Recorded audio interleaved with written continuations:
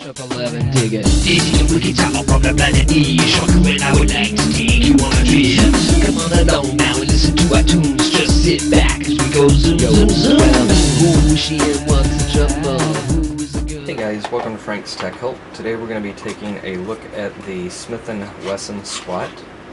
Now this knife does come in a small, medium, and large size. This is the small one.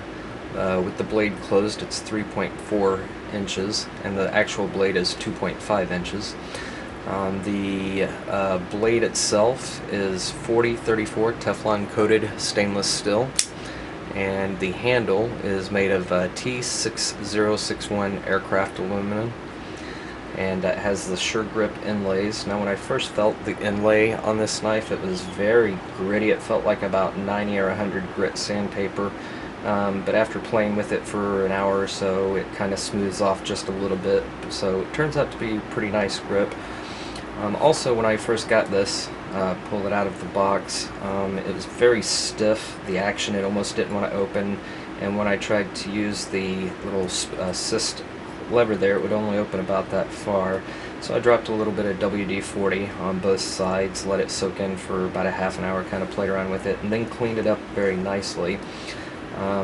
So trying to use this, if you noticed last week I did a review on a Smith & Wesson SWAT, and this has a very nice little trigger thumb action opening right there, very simple. However, the Smith & Wesson SWAT, you do not have that luxury as far as using your fingertip to open the knife right there. Okay, so you really kind of have to push up and out in order to, I mean, it's very difficult. It's not, you know, if they had raised this area just a little bit to put this thumb trigger there, it would have worked out a lot better. However, the quick assist opening, the little kickstart right there, works very nicely. Now when I first opened the box and pulled this knife out, like I said, it was very stiff. Also, the locking mechanism did not work. Even in the locked position, I could open the knife. And so I thought it was kind of defective, so I started thinking about it after I oiled it. And so I removed the screw right here off of the top. I used my Leatherman little extension kit there. Anyway, pulled this screw out after I oiled it. I opened it a few times, closed it, opened it a few times, closed it back, and then tapped it a couple of times to try to get everything settled in there, and then I put that screw back in. And when I tightened it down, I went about hand tight and then maybe just almost a quarter more, just to put a little pressure on there to keep it nice and tight. You don't want to go too tight, but if you do, you can just loosen the screw back up.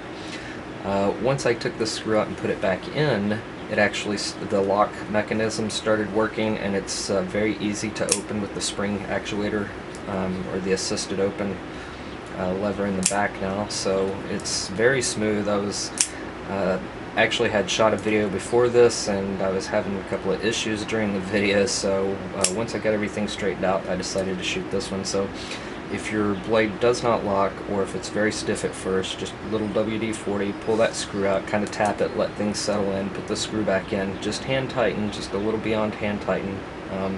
Even with the screw out, the blade is fully functional, so that was not a problem. It did not fall apart when I pulled the screw out to fix that. So on the overall, this is a very nice knife. As you can see on the blade, it does have a double edge blade on the upper half, and then a full serration.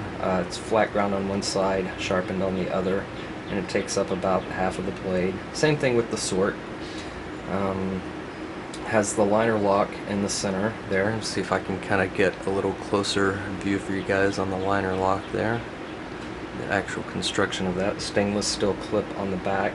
Now compared to the Smith & Wesson SWAT, this knife is a little bit smaller, as you can see. So I wanted kind of a medium size. For this model, this is the small one. It's a little bit smaller than what I was going for, but it's still pretty nice. I like the spring action on that. On the overall, I'll give this product a 9 out of 10. I could almost give it a 10. The action, I think, could be a little bit smoother. If you're trying to use the trigger on the back, and you can't push down like that because you're going to grind your finger. I can tell you right now, this will wear the skin off your finger after a little bit of use. So the best way is to click it just like that. So And I do have to take the point off because it is not easy to use with your thumb grip, you know, as far as trying to slip your finger in there or even use your thumb to, yeah, I don't know if you can see that, but there's skin peeling off of my thumb right there as a result of trying to continuously figure, you know, see if there's an easy way to do that. So this is it. That's the easiest way. Just use the tip of your finger right there. So anyway, not bad. I'm going to give it a 9 out of 10. So if this review helped you guys out, please post a comment. If not, Pogue Mahone, and thanks for watching Frank's Tech Help. From the planet E, shock when I would like to take you on a trip. Come on along now and listen to our tunes. Just sit back as we go zoom, zoom, zoom. Well, who she is